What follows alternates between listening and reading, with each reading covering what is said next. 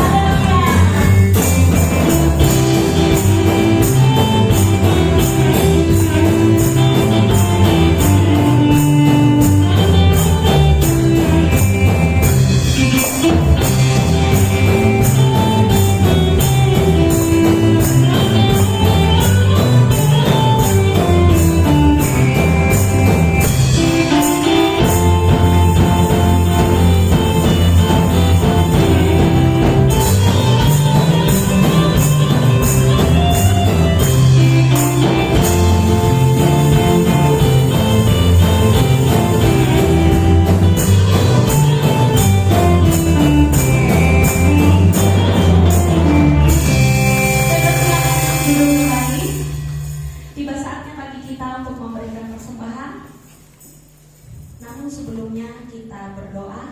Saya minta dalam kasih Tuhan, Saudari Aktifani pimpin kita dalam doa persembahan.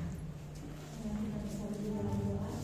Baik-baik, kami mengucap syukur Tuhan atas kebaikan-Mu pada sore hari ini, dan kita sangat berdoa untuk mengisikan sedikit dari apa yang Maha terima daripada-Mu. Biarlah persembahan kami ini dapat berkenan di hadapan-Mu. Kau sucikan dan kuduskan Tuhan. Terima kasih Bapa, terima kasih Yesus. Kami telah berdoa dan mengucap syukur. Haleluya, amin. Yang bertugas dipersilakan. Kita iringi dengan pujian suka-suka Tuhan.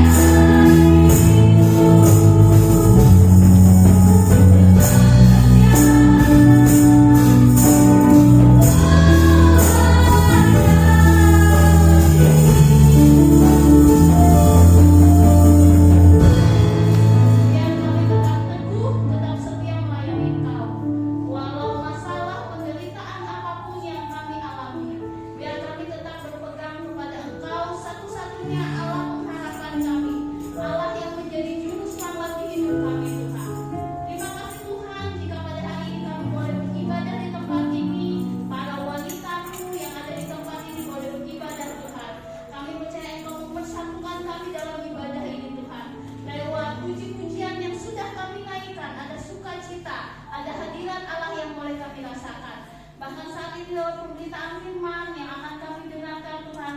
Ada roh yang membangkitkan hidup kami, membangkitkan jiwa kami untuk terus berpengharapan kepada Engkau. Terima kasih Tuhan, kami siap menyambut kebenaran firman-Mu, Roh Kudus yang berbicara di antara kami. Terima kasih Tuhan Yesus. Haleluya. Amin. Shalom. Selamat dulu ibu semua. Ada beberapa bapak-bapak juga. Pertama saya mengucapkan terima kasih untuk pengurus wanita Gereja Betel yang ada di tempat ini, dan juga Ibu Gembala, Pak Gembala yang sudah memberikan kami ruang dan waktu untuk kami boleh melayani. Saya ada di tempat ini, kami berdua Cilingling, karena tugas yang kami emban sebagai pengurus wanita wilayah Kolangsung. Jadi saya ketika dipilih memang berkomitmen untuk satu-satu, kalau saya punya waktu, punya tenaga, saya mau mengunjungi setiap ibu-ibu yang ada baik di daerah maupun yang ada di sekitar sinilah utamanya. Dan puji Tuhan ada beberapa GBI yang sudah saya kunjungi termasuk di tempat ini juga. Saya terima kasih untuk kesempatannya yang boleh diberikan kepada saya. Kalau ibu belum kenal, perkenalkan, nama saya Ani Lae. Saya selain pelayanan di GBI Bethesda di tempat Bapak Petrus Kalambe, saya juga sebagai guru di SMK 2. Mungkin Bapak Ibu lebih kenal sama suami saya. Suami saya itu Pak Reformasi Halawa, dia guru di SMP 2. Sekilas itu perkenalan tentang saya. Baiklah, hari ini saya ingin menyampaikan renungan firman Tuhan sehubungan juga dengan tema gereja GBI pada umumnya di bulan ini, bulan Juni. GBI mengangkat tema tentang keluarga. Jadi saya juga mau sharing firman Tuhan tentang bagaimana Allah hadir di tengah keluarga yang sedang mengalami masalah dan penderitaan. Allah hadir menyatakan mujizatnya di tengah keluarga yang mengalami penderitaan. Saya beri judul firman Tuhan pada malam sore hari ini adalah mengalami mujizat di tengah penderitaan. Mari kita buka terlebih dahulu firman Tuhan kita di dalam 1 Raja-Raja 17 ayat 7 sampai 24. Kita buka firman Tuhan kita di dalam 1 Raja-Raja 17 ayat 7 sampai 24. Untuk kita merespon kebenaran firman Tuhan ini, mari kita baca berganti-gantian. Saya baca di yang ke-7, ibu-ibu semua baca di ayat yang ke-8, begitu seterusnya secara bergantian. Elia dan janda di Sarepta. Tetapi sesudah beberapa waktu sungai itu menjadi kering, sebab hujan tiada turun di negeri itu. 8. Bersiaplah pergi ke Sarepta yang termasuk wilayah Sidon, dan diamlah di sana. Ketahuilah, aku telah memerintahkan seorang janda untuk memberi engkau makan. 10.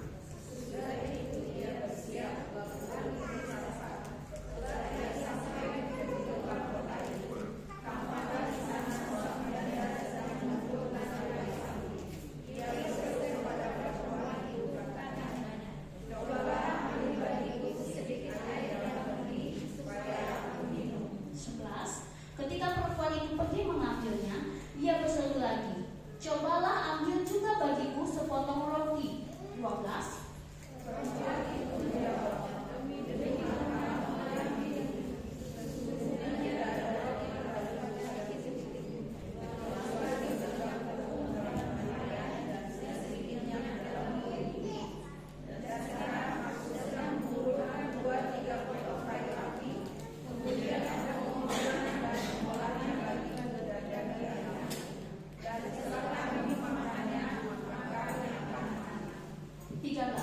Tetapi Elia berkata kepadanya, janganlah takut, pulanglah, buatlah seperti yang kau katakan, tetapi buatlah lebih dahulu bagiku sepotong roti bundar kecil daripadanya, dan bawalah kepadaku, kemudian barulah kau buat bagimu dan bagi anakmu. 14.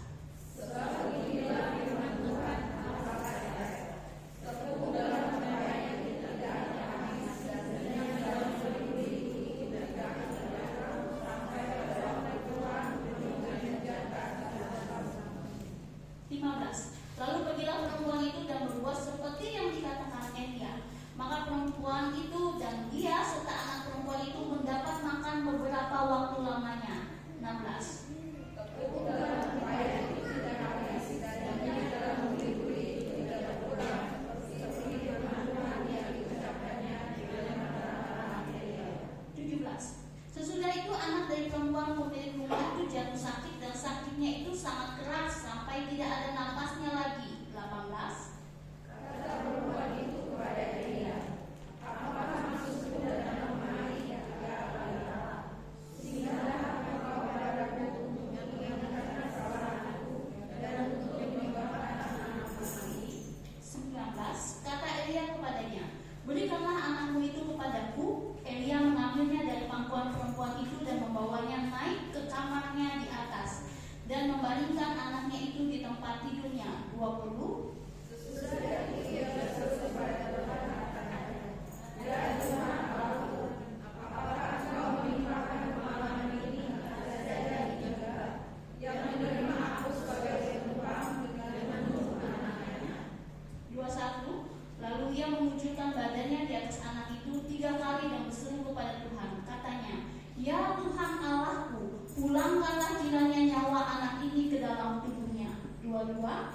Tuhan mendengarkan permintaan Elia itu, dan nyawa anak itu pulang ke dalam tubuhnya, sehingga ia hidup kembali.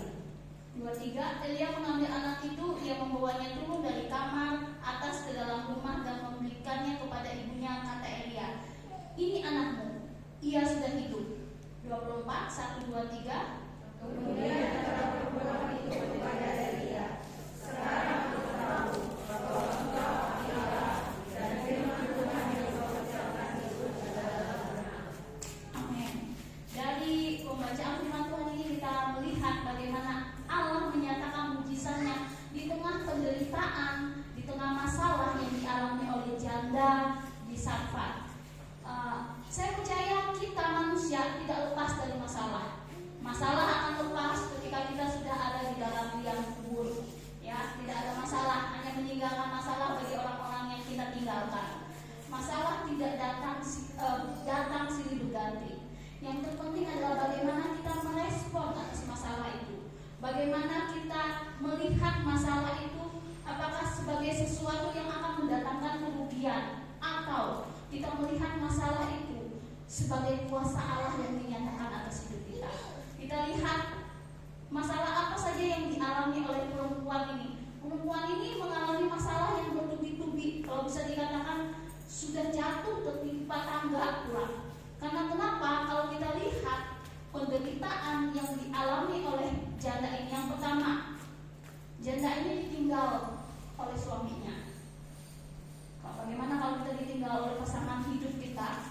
Pria ibu ya, saya aja tidak mau membayangkan kalau saya ditinggal sama suami saya, karena saya tetap bertopang teman saya, tempat saya ini. Tidak bisa saya bayangkan kalau harus kehilangan suami saya pada saat ini. Dan janda ini kehilangan suaminya, ini pukulan yang sangat berat bagi seorang janda ini. Ditambah lagi yang dia alami, dia jadi jatuh miskin. Kemungkinan karena kehilangan suami, gitu ya, kehilangan suami membuat dia sudah tidak ada sumber pendapatan, mengalami kemiskinan. Padahal wanita ini tadinya hidup enak dan baik-baik saja. Bagaimana saya bisa tahu dia hidup enak dan baik-baik saja?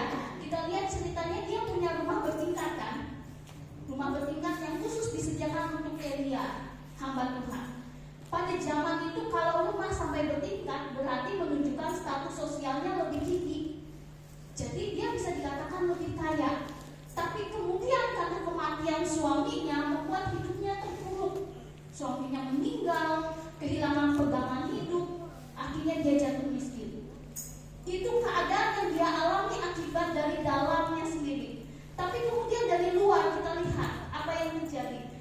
Dari luar juga membawa dampak dalam hidupnya. Kalau kita lihat keadaan pada saat itu adalah kekeringan, ya, kekeringan yang disebabkan oleh Elia bilang sama Ahab, gak akan ada lagi hujan, karena kekeringan akan membuat pertanian kering sehingga tidak ada makanan yang bisa dimakan. Jadi musibah universal sementara itu di Israel membuat juga berdampak bagi kehidupan wanita ini. Mungkin tadinya wanita ini punya simpanan, tapi ya karena semakin lama tidak ada pemasukan, kekeringan, akhirnya habislah. Penderitaan yang dia alami membuat wanita ini bertubi-tubi mengalami masalah, mengalami penderitaan. Tapi kita lihat di sini, kalau kita baca di ayat yang ke-9, ini Tuhan berfirman kepada Elia, "Bersiaplah pergi ke Sarfat yang termasuk wilayah Sidon dan diamlah di sana. Ketahuilah, aku memerintahkan seorang janda untuk memberi engkau makan." Di situ Tuhan bilang, "Aku sudah mempersiapkan seorang janda." Artinya apa? Dari sini kita tahu bahwa Allah punya inisiatif untuk hadir di tengah penderitaan yang dialami oleh wanita ini. Untuk apa? Untuk menyatakan kuasanya bagi wanita ini. Satu yang kita harus pelajari, yang harus kita ingat, ibu-ibu semua, kalau kita mengalami masalah, mungkin beban kita berat, Allah tetap hadir di tengah masalah kita. Dia tetap ada dan ingin menyatakan kuasanya, seperti yang dialami wanita ini. Siapa yang menyuruh Elia ke janda ini? Tuhan. Karena apa? Tuhan ingin memelihara hidupnya Elia dan juga hidupnya janda ini dan anaknya. Karena tadi pasti Tuhan tahu bahwa janda ini mengalami penderitaan, mengalami masalah. Oleh sebab itu Tuhan mau menyatakan kuasanya atas keluarga janda ini. Mari kita lihat bagaimana janda ini bisa mengalami mujizat. Tentu saya percaya ada respon yang baik dari janda ini, sehingga janda ini diperkenankan Tuhan mengalami mujizat. Kita lihat apa yang bisa kita pelajari dari janda ini sehingga dia mengalami mujizat. Yang pertama di ayat yang ke-12, di situ dikatakan, perempuan itu menjawab, "Demi Tuhan Allahmu yang hidup, sesungguhnya tidak ada roti padaku sedikit pun." Situ catat ya, demi Tuhan Allahmu yang hidup. Yang pertama, janda ini adalah orang yang beriman dan percaya kepada Tuhan. Janda ini orang yang beriman dan percaya kepada Tuhan. Karena apa? Dia tahu bahwa Elia ini adalah nabinya Allah. Sampai dia bilang, "Demi Tuhan Allahmu yang hidup." Dia mengucapkan Tuhan Allahmu yang hidup. Ibu-ibu, janda ini bukan orang Israel. Karena sangat jelas dikatakan bahwa Sarfat itu di daerah Sidon. Sidon itu bukan daerah Israel. Sidon itu orang yang berbeda dengan Israel, sehingga kita bisa tahu mereka mungkin menyembah berhala. Tapi lihat, janda ini percaya bahwa Nabi Elia ini adalah punya Tuhan yang hidup. Dia bilang, "Demi Tuhan Allahmu yang hidup." Pasti dia tahu. Dari mana dia tahu? Saya percaya dia sudah mendengar apa yang sudah dilakukan Elia ketika Elia berhadapan dengan nabi-nabi. Bagaimana Elia mendatangkan api, sementara nabi-nabi ada ya, Elia yang melawan nabi-nabi itu. Nabi-nabi disuruh mendatangkan api sampai mereka toleh-toleh, tapi apinya nggak turun. Ketika Elia berdoa, apinya turun gitu. Pasti itu akan didengar oleh seantero tempat itu sampai ke wilayah Sidon. Oleh sebab itu mungkin perempuan itu takjub. Wah, betapa luar biasanya Allahnya Nabi Elia. Ini yang harus kita tahu bahwa ia percaya kepada Allah Elia, Allah yang hidup. Bapak Ibu yang dikasih Tuhan, sudah berapa lama kita percaya kepada Tuhan? Adakah kita hanya tahu Dia begitu saja, hanya mendengar Allah begitu saja? Ketika kita percaya kepada Tuhan, tidak hanya percaya, ya saya percaya Allah yang besar, tapi percaya dengan segenap hati kita, segenap perkataan kita. Sehingga apa? Kepercayaan itu ketika kita mengalami masalah yang besar, membuat kekhawatiran kita terhadap masalah itu menjadi kecil. Kepercayaan kita kepada Allah yang besar membuat kekhawatiran kita pada masalah kita menjadi kecil. Mari terus percaya berharap kepada Tuhan. Percaya dan berharap kepada Tuhan itu bukan hanya ngomong, tapi juga dengan tindakan. Karena kenapa? Coba lihat perempuan ini. Disuruh Elia kan, "Kamu buatlah roti bagiku, nanti juga kamu bikin bagimu." Dan ketika itu perempuan ini tadi apa? Lagi mengumpulkan kayu bakar. Terus dia bilang apa? "Saya ini cuma bikin kayu bakar hari ini saja. Hari ini kami makan, besok kami mati." Gak ada pengharapan sebenarnya kan?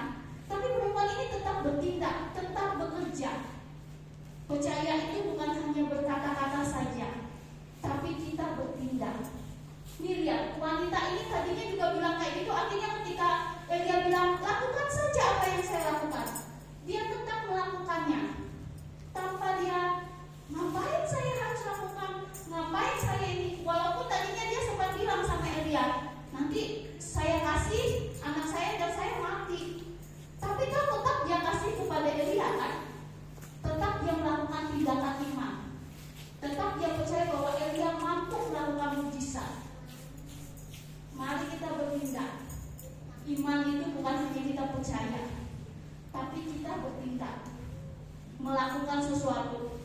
Jangan kita bilang, ya Tuhan memberkati saya, tapi kita nggak mau bekerja. Ya bagaimana Tuhan mau memberkati kita kalau kita nggak mau bekerja? Kita percaya suatu saat saya akan kaya, suatu saat saya akan diberkati Tuhan, tapi kita malas bekerja. Kita asik nonton rajin, nonton drakor gitu ya.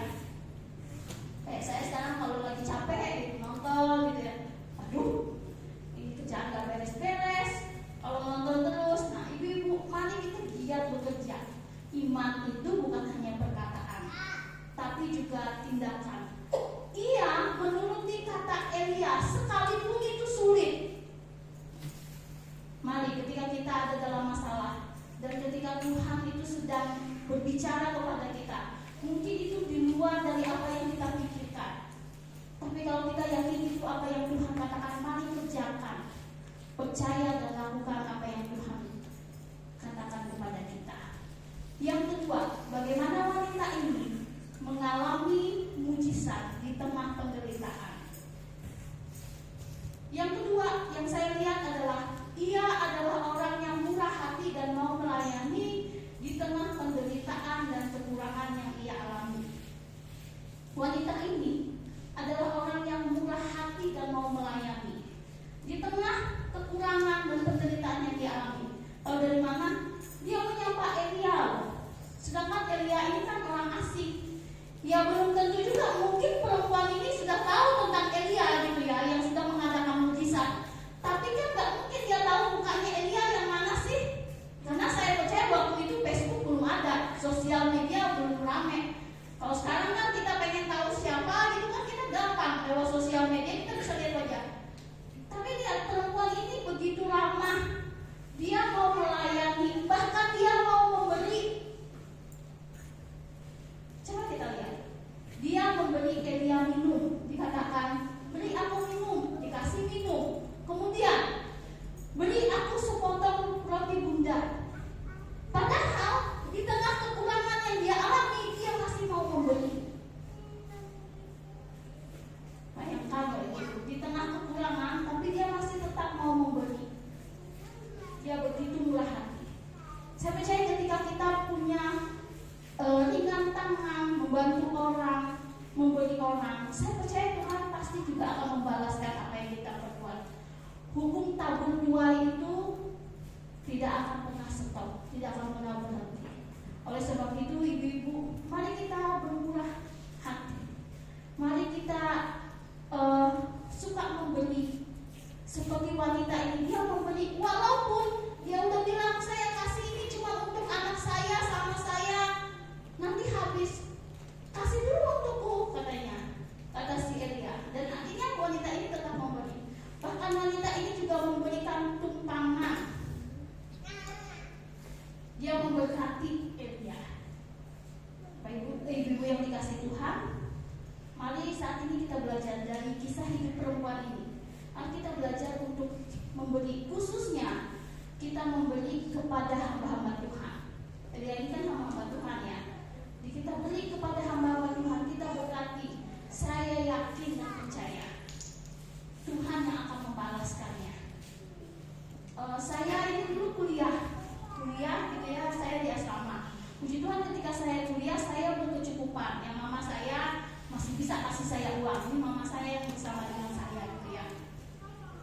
Tapi saya ingat, ya nggak banyak juga sih, tapi saya ingat saya begitu banyak diberkati oleh orang-orang. Suatu ketika saya pernah ada hamba Tuhan gitu ya.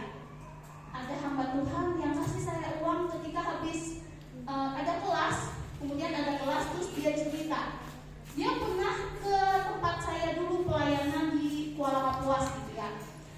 Terus dia cerita, oh kamu dulu dari tempatnya Bapak Pendeta Idrus? Ya, saya dulu jemaatnya Bapak Pendeta Idrus. Kemudian saya kesini sekolah. Terus selesai kuliah dia kasih saya amplop 200.000. Wah, saya heran juga Bapak ini. Terus dia bilang apa? Dulu saya pernah diberkati oleh orang tua kamu. Berapa lama? Kemudian dibalaskan kepada saya. Dan saya ingat, saya nggak ngomong sih, mama bapak saya ini suka bermurah hati dulu kepada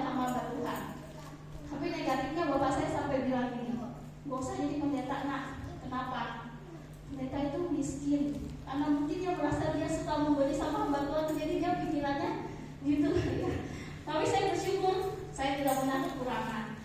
Saya selalu berkelebihan, gitu ya. Berkelebihan dalam banyak hal. Karena saya sampai sekarang ada orang tua saya yang menabung benih dulu bagi hamba Tuhan. Di Bapak Ibu, jangan kita pelit, suka memberi, bermurah hati. Maka kita percaya bahwa Tuhan akan membalaskan kepada kita. Benih yang kita tabur itu akan terus bertumbuh, memberikan buah. Kita tanam 1 akan bertumbuh 10, kemudian akan bertumbuh lagi menjadi 100 dan akan terus berbuah lebat. Yang ketiga, yang kita bisa pelajari dari wanita ini adalah di ayat yang ke-17. Mari kita lihat. Sesudah itu, anak dari perempuan pemilik rumah itu jatuh sakit, dan sakitnya itu sangat keras sampai tidak ada napasnya lagi. Kata perempuan itu kepada Elia, "Apakah maksudmu datang kemari, ya abdi Allah? Singgahkah engkau kepadaku untuk mengingatkan kesalahanku dan untuk menyebabkan anakku mati?" Yang pertama yang kita pelajari adalah ia membawa masalahnya kepada hamba Allah. Bapak Ibu lihat ya, saya tadi lupa.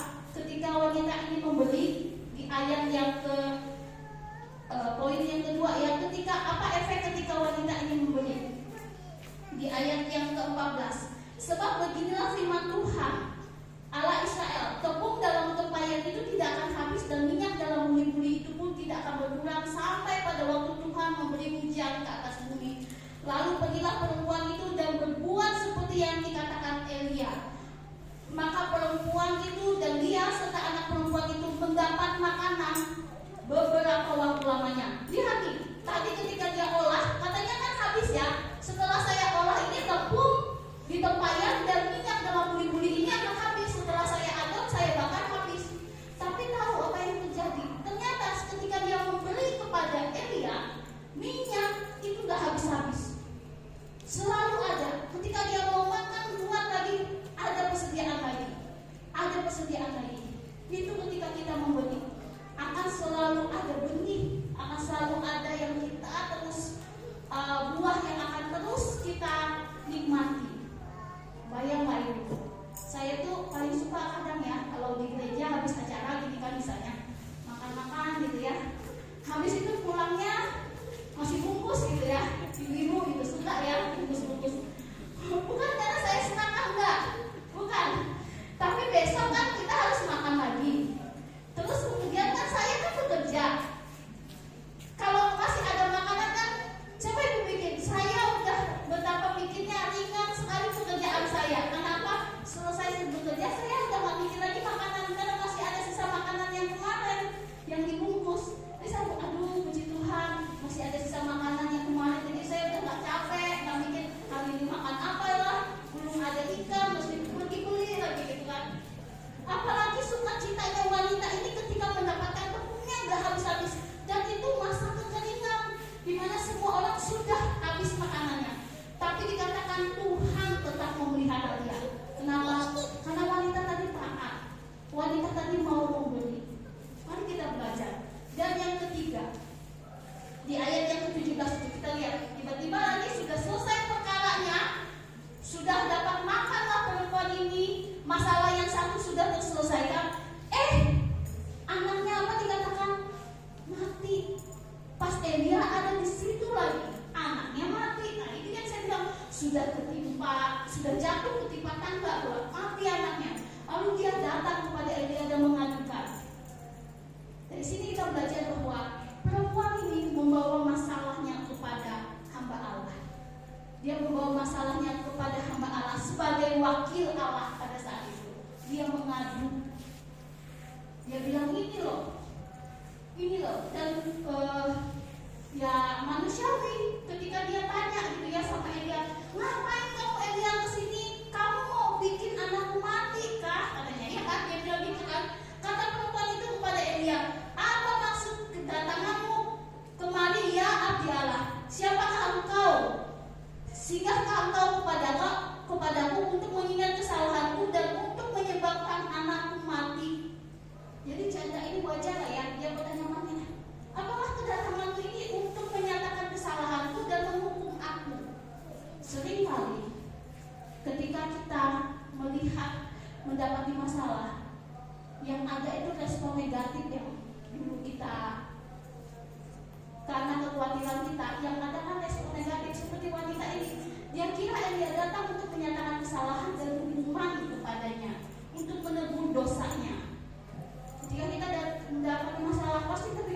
dosa apa lagi Tuhan yang saya lakukan?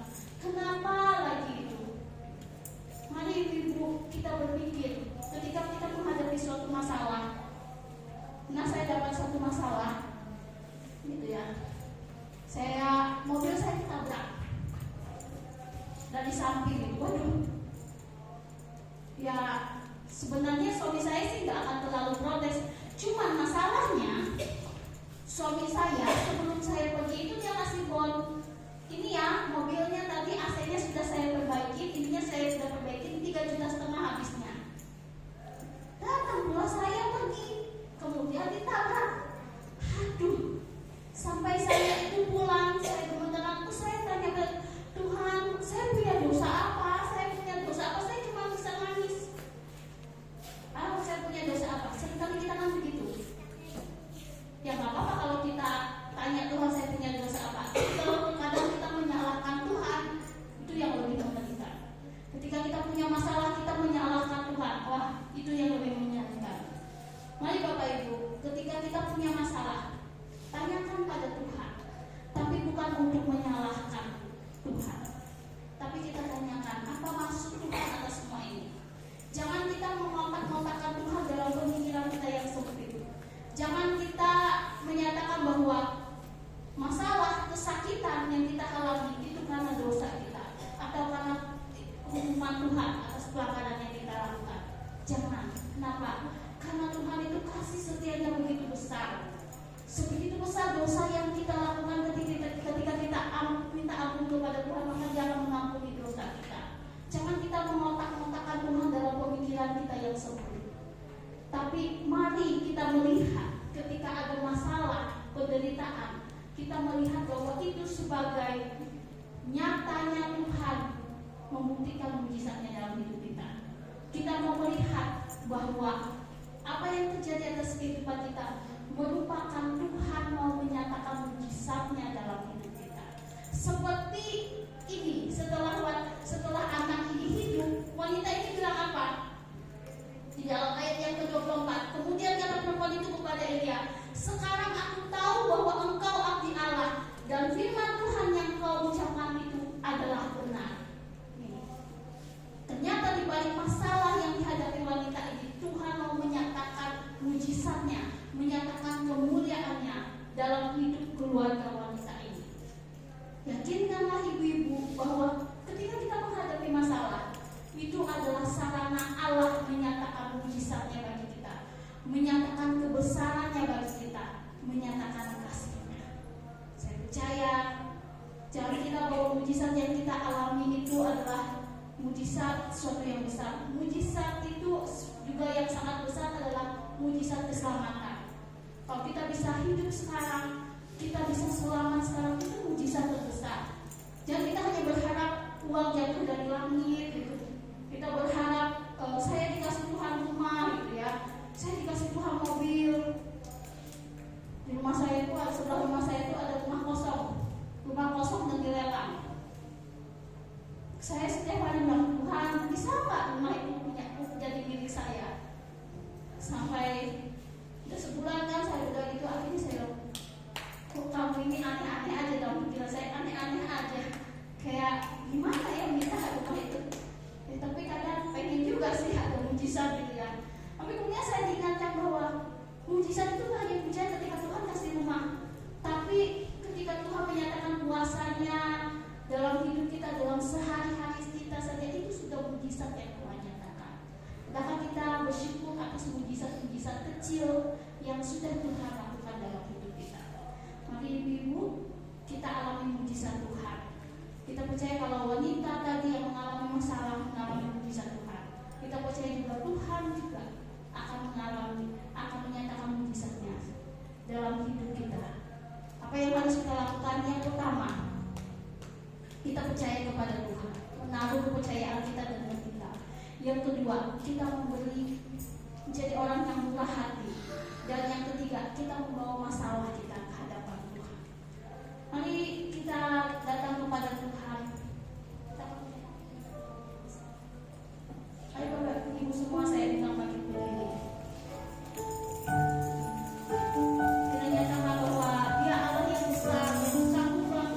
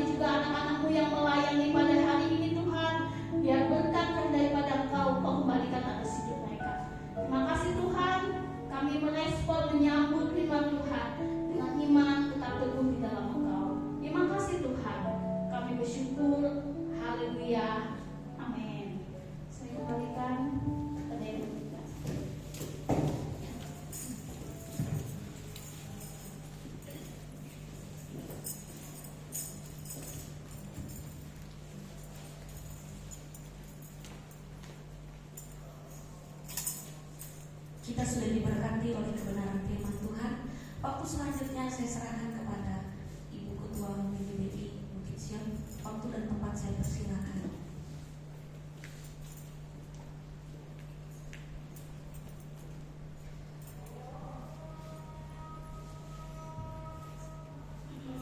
Puji Tuhan, kita sudah diberkati oleh firman-Nya. Pertama-tama kami mengucapkan puji syukur ya kepada Tuhan Yesus, di mana Tuhan sudah mengumpulkan kita di sini. Kita diberkati dengan firman yang begitu indah ya untuk kita sehari ini. Yang berikutnya, terima kasih kepada Ibu Ketua PW Kolonsu, Ibu Anil sudah menyampaikan firman Tuhan. Biarlah firman Tuhan ini boleh menjadi kekuatan dalam hidup kami, ya, untuk boleh kami menjalani hidup ini, karena hidup ini banyak sekali permasalahan yang kami hadapi. Firman Tuhan ini menguatkan kami wanita-wanita yang ada di sini, khususnya Ibu, dan mungkin bagi yang mendengarkan juga boleh menjadi kuat dalam Tuhan. Terima kasih. Kemudian saya juga berterima kasih kepada Ibu pengurus yang lain juga, Ibu Iling ya, yang sudah boleh mendampingi Ibu Ketua, karena yang lain ada halangan ya, jadi tidak bisa hadir di sini. Terima kasih Ibu. Kemudian terima kasih juga kepada ibu-ibu WPI untuk Bukit Sion yang sudah meluangkan waktunya, yang sudah hadir di sore hari ini untuk kita boleh bersama-sama ibadah yang khususnya untuk ibadah WGB kita ini.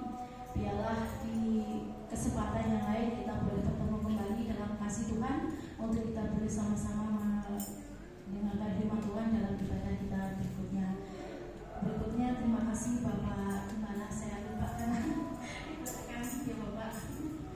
Terima kasih sudah boleh ikut hadir untuk mendampingi kami di dalam ibadah sore hari ini. Terima kasih firman Tuhan yang sekali lagi untuk Bu Adil, kita kuat dalam Tuhan. Itu aja yang perlu saya sampaikan, yang bisa saya sampaikan. Waktu selanjutnya saya minta dengan hormat pada Bapak Gembala untuk boleh menutup ibadah kita pada sore hari ini. Waktu dan tempat kami disana.